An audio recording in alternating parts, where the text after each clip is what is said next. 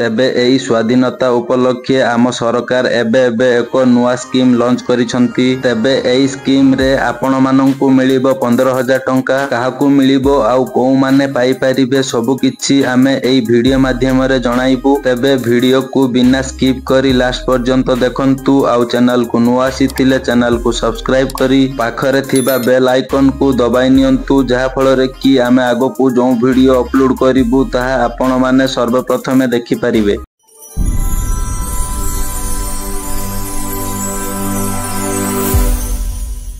एबे आम प्रधानमंत्री नरेंद्र मोदी बड़ घोषणा करिसंती। फास्ट घोषणाटी कौन रही देखंतु, तापरे आमे अधिक एई स्कीम विषय रे आलोचना करिबु।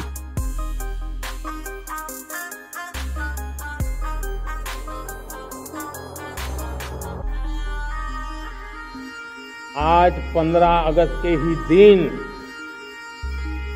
मेरे देश के युवाओं के लिए 1 लाख करोड़ रुपए की योजना हम चालू कर रहे हैं, लागू कर रहे हैं। आज से प्रधानमंत्री विकसित भारत रोजगार योजना आज ही 15 अगस्त को लागू हो रही है। ये आपके लिए बहुत खुशखबरी है। इस योजना के तहत निजी क्षेत्र में पहली नौकरी पाने वाले नौजवान को बेटे बेटी को 15,000 रुपया सरकार की तरफ से दिए जाएंगे। कंपनियों को भी नए रोजगार देने के अवसर जो भी ज्यादा जुटाएगा उनको भी प्रोत्साहन राशि दी जाएगी।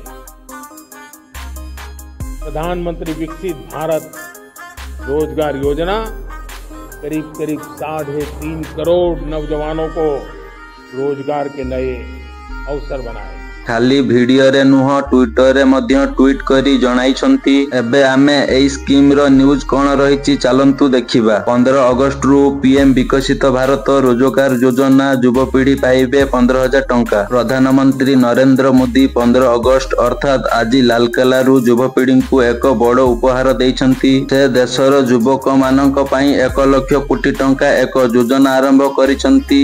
एही योजना प्रधानमंत्री विकसित भारत योजना नाम रे आरंभ करा जाइछि। एही योजना अधीन रे प्राय 3.5 कोटी युवक पई नूतन नियुक्ति सुजोग सृष्टि हेबो। एहा सहित घरोई क्षेत्र रे प्रथम चाकरी करुथिबा पिलांकु सरकार 15,000 टंका प्रदान करिवे। प्रधानमंत्री नरेंद्र मोदी कहिसंती एही योजना अधीन रे युवक माननकु नूतन नियुक्ति सुजोग मिलिबो। प्रधानमंत्री आहुरी कहिसंती कृषक मानक पई अनेक योजना काम करूछि। महिला मानक पई लक्षपति दीदी योजना आरंभ होईछि, जहाकी आज लक्ष लक्ष महिलांकु सहाय्य करूछि। एही परी आजिठु प्रधानमंत्री विकसित भारत योजना नाम रे आउ एक योजना आरंभ हैला, जोंथिरे युवपीढ़ी उपकृत हेले बेकारी समस्या दूर हेबो, जहा फल रे कि समस्ते रोजगार पाइबे आगकु मध्य बढ़िबे। प्रधानमंत्री मोदी आहुरी कहिसंती जे मु जाने दारिद्र्य कोन, सेथि पई मोर प्रयास रहिछि जे सरकार फाइल रे दारिद्र्य